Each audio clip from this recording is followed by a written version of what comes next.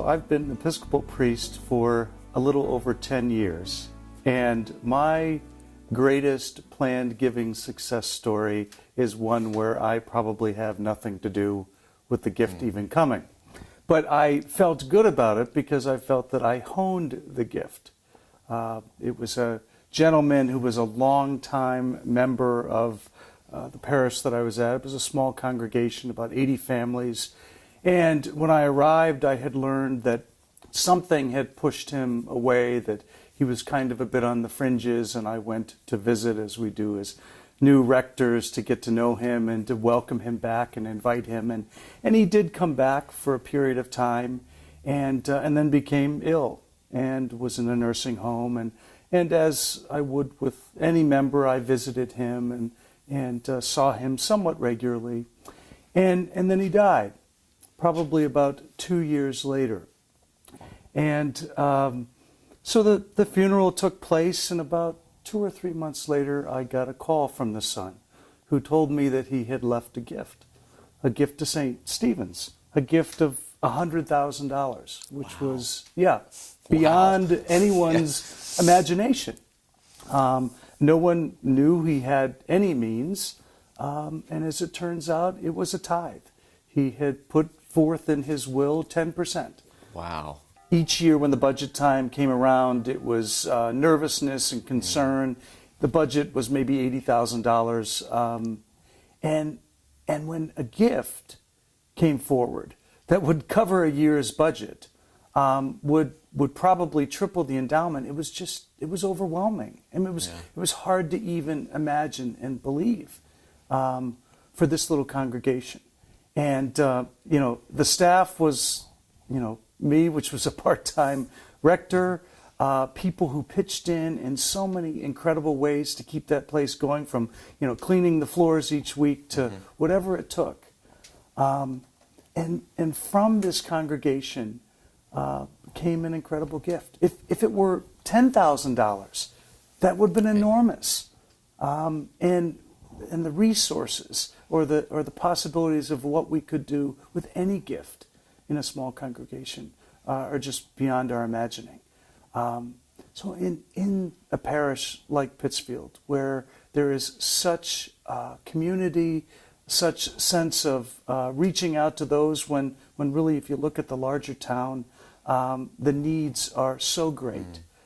In the midst of that came a remarkable gift. And I think for the people there, they treasure that gift in ways that I don't think we'll ever imagine, as they've treasured the gifts that came before, that make their living and their sustenance possible. I have in some ways a similar story, in that we received a gift from a parishioner who had been a long time pillar of the community sort of person. But like with you, it was a relationship that had been created over time. But I never asked him for anything. So the relationship started, interestingly enough, 11 years ago when I came to Christ Church, and I was actually my family, we were living in their home for a little while because our house wasn't ready. They had this beautiful home in Northampton on the ocean. Now, you'd think they had a lot of money, but they'd inherited the house. And they had lost virtually all of their resource. And they had all their stock invested in one company, and the one company went under, and so they lost most everything. And then they got to the point where they couldn't afford the taxes. So they had to sell this beautiful old family home and move into a one-bedroom apartment, a retirement home. And so this is a family, a couple that they were in their 80s, and they loved the church, but their annual pledge was small because they just didn't have much to give. And one day, Jim called me and he wanted to talk to me, so I went over to visit with them, as I try to do as regularly as possible. And I went over to see him, and Jim says, "So I want you to know about a decision that we've made." He and his wife has made, and his wife is still alive. Said, "I've taken one of I have this small life insurance policy. And I want you to know that I've made Christ Church the beneficiary. So that when I die, you'll receive about $25,000. So here was a man who made a simple decision. He realized as they looked at their assets and looked at what they had, which wasn't a lot, but there was enough for his wife to be able to continue on after him if necessary, as she has, without that policy. And so he thought, where's the place, where's the community, where are the people I want to give that to? And he gave it. And so beyond the relationship, my part in the planned gift was really saying thank you. Yeah. And that was it. But here was this person, because of his relationship, really, I mean, we had a good relationship, but really with the community. And he wanted to make sure that Christ Church would be able to continue on with its life and its ministry as he had experienced it beyond it. I think you're speaking to, again, the struggle that I continue to have is the realization that the work that I need to be doing right now in my current congregation is really for the people to come.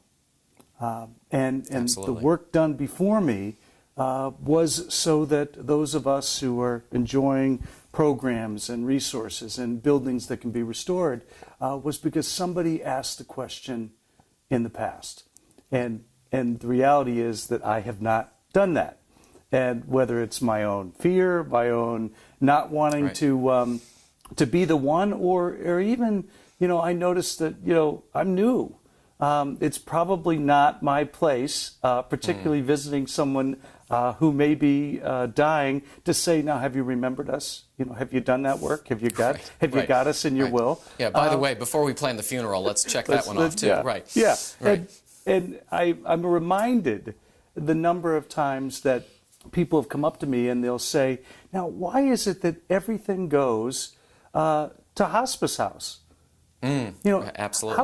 How come we're never listed? And the more that I walk through that, I realize those of us who may have been with them for years and years and years don't ask and haven't done the work that many organizations do in those moments to remind people of how important their gift would be to that community. Right. So my work that I need to start doing now is really for the people to come.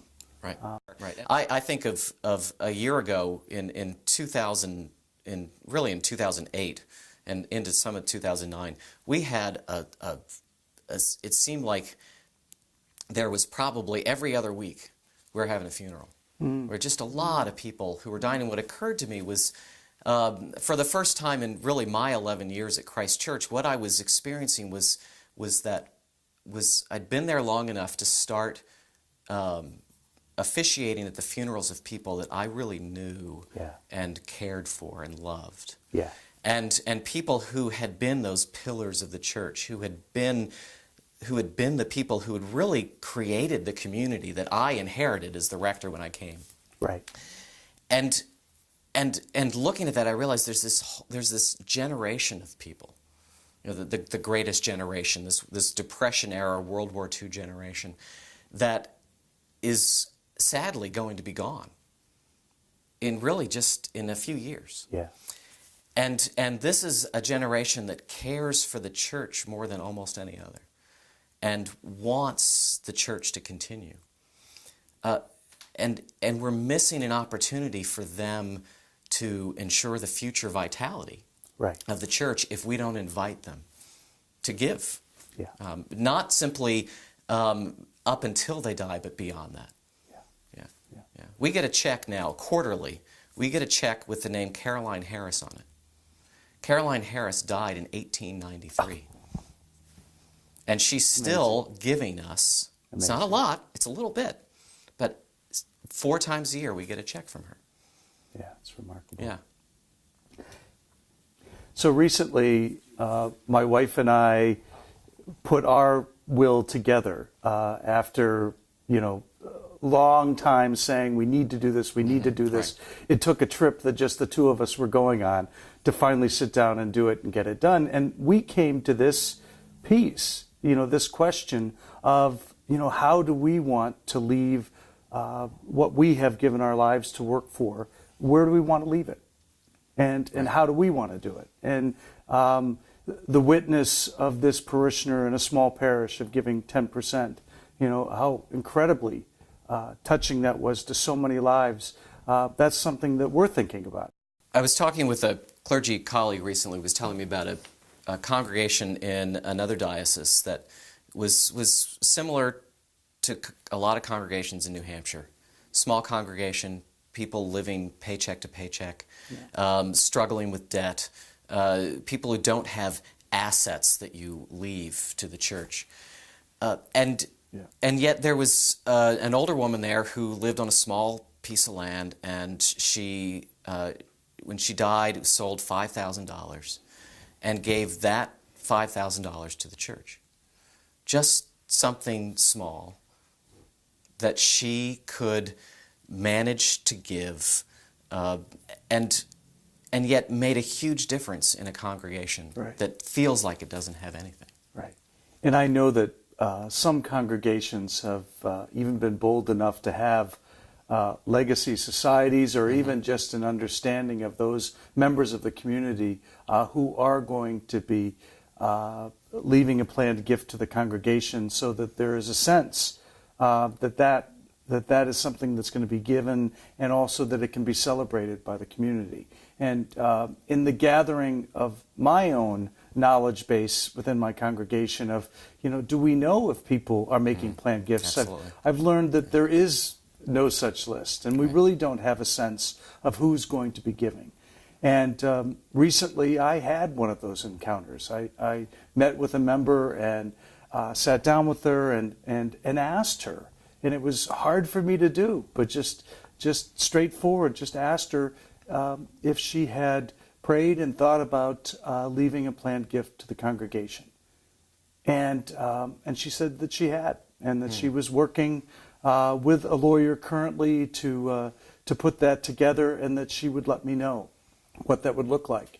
And first I was surprised at how easy it was, so I could breathe again after I asked it. And her response, which hopefully will make it easier for me to ask again.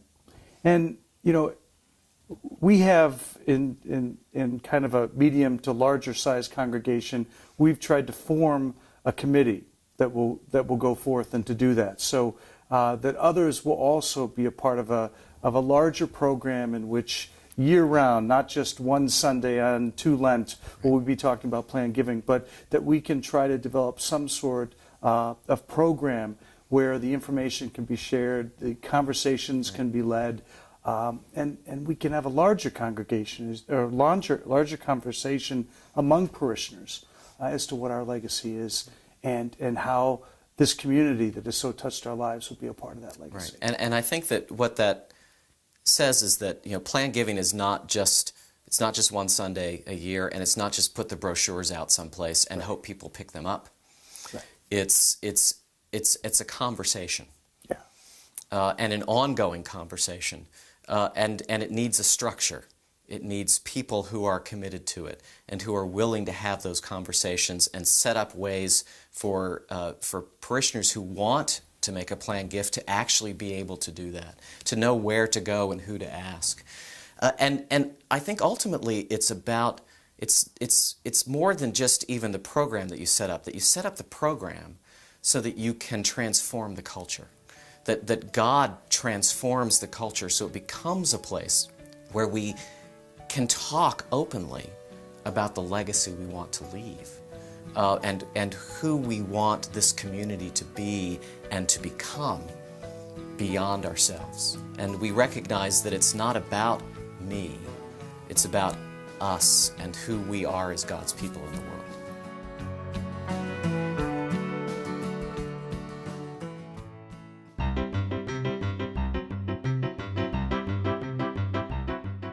Well, and this Shut up. church. Shut up. Okay. Take 4. Wake up! This is the part that gets edited in when we have in the outtakes during the credits. They get the giggles. Take 5. Kai, come here. Come here. Hi. Hi, Kai. Yes. Why are there dogs always in this building? Have we gone to the dogs? There we go. Yes. Because it's that all that love they give when they come in, when you come in. Yeah. Good job, Cully.